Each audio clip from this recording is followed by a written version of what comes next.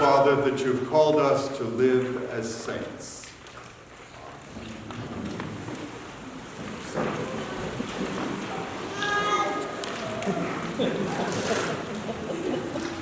Years ago, I directed a program for teenagers who were preparing for confirmation. They would select a new name for themselves in confirmation. And in the program, we asked them to write an essay for us, telling us what name they had chosen and why they had chosen that name. We hoped that somehow this project would inspire them to live up to the example of the saint that they had chosen. Well, I'll never forget one of the essays that we received. It was very brief. The teenager said, "I selected the name Dismas. Dismas was the name of the thief who was crucified next to Jesus. My father and I fix up used cars and we sell them."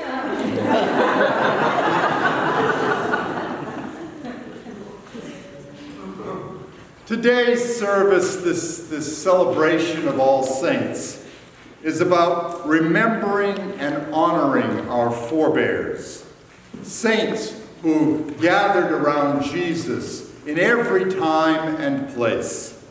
They were able to imagine a world that looked more like the kingdom of God than the world that they were living in. And they had faith that encouraged them to take the risk of helping to try to bring about the world that they imagined. What is a saint? Well, you heard a little bit today from Paul, who really wants to tell us that all of those who believe in Jesus are saints. All of Jesus' followers are saints. When I was a kid, growing up and going to parochial school, the religion classes that we had only two things in them. One was the memorization of the catechism. I see heads bobbing, yes, you remember that. And the other part, which was a lot more interesting, was the reading of the lives of the saints. Now, the saints that we read about were the saints with capital S. The saints that everybody kind of knew: St. Peter, St. Teresa, St. Francis. The people who followed Jesus in a way that made them heroes and left their mark on the world. They left a legacy for other people to admire. But maybe they were just a little too good. Too good because, I don't know about you, I never thought I could do those things and be like them.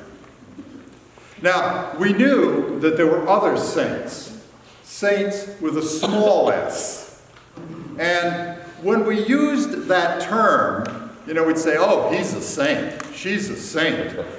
Say, well, what we meant was either these were people who were heroically long-suffering and patient, or we meant that they were rigidly upright with their moral conduct. Either way, we had to admit, not only in one instance could we not live like the saints, but in the other instance, if we were really being honest, we didn't want to live like that. We were ordinary people. We had some pretty interesting things to say when we would do things sort of like locking our keys in the car, or shouting at the TV during the fourth down of a football game. Say, that's who we are. And ladies, I'm sure you've got some examples that you can use that would put you in that same category. Real people. That's what we're talking about. And so those two other models of people who either lived in such a way that they would die violently for Christ, or people who lived in such a way that they were hopelessly sad. We didn't want that. That's not what we want. And when we come down to it, when Jesus says that he wants us to have life and have it abundantly, that doesn't seem like what he's offering us. So if saint doesn't mean heroic glory or unhappy perfection, then what is a saint? Well, as I said, Paul insisted that everybody could be a saint. So we're not just talking today about the great heroes of Christianity. And we're not just talking today either about some of our own beloved who have gone before us, say the departed. So let's keep in mind that today is not some saints' day. It's all saints' day. Even the most famous of the saints, I suspect, started out as everyday human beings, just like us. And we can be sure that they made some of the same mistakes that we make and had some of the frailties that we have. Yet, we know that there was something within them, some spark of God, that led them to do some pretty great things for the sake of the gospel. So they lived, and some of them died with incredible courage and boldness. This morning, what we're being asked to do is to consider not only those famous saints, but also to think about becoming a saint ourselves. To think about the legacy that we can leave behind for the next generation and for generations after that. Now, some of the names that we're going to mention in this service today are founders of St. David's Church and people who have been members of St. David's Church for a long time. See, these were folks who came along when the idea of St. David's was just a spark. And they helped to create a place, a new place, where the love of God could be experienced and shared. See, they were making a welcome home for saints. People of our day, especially in this part of the state, we may not be literally those who are poor or hungry, like Luke was talking about in the gospel today. But we know that even people who are blessed economically can still be poor in some other way. They may be poverty-stricken and starving for meaning in their lives. They may weep inwardly with silent tears of loneliness or depression.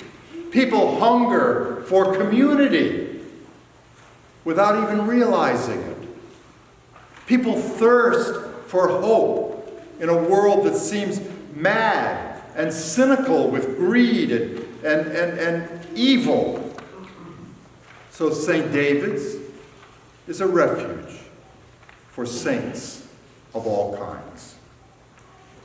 Jesus always held up frail, suffering, flawed humanity. Because that's where Jesus can be found. See, he lives with those kinds of folks. He chooses to be with, and he chooses to be in the pain of the world.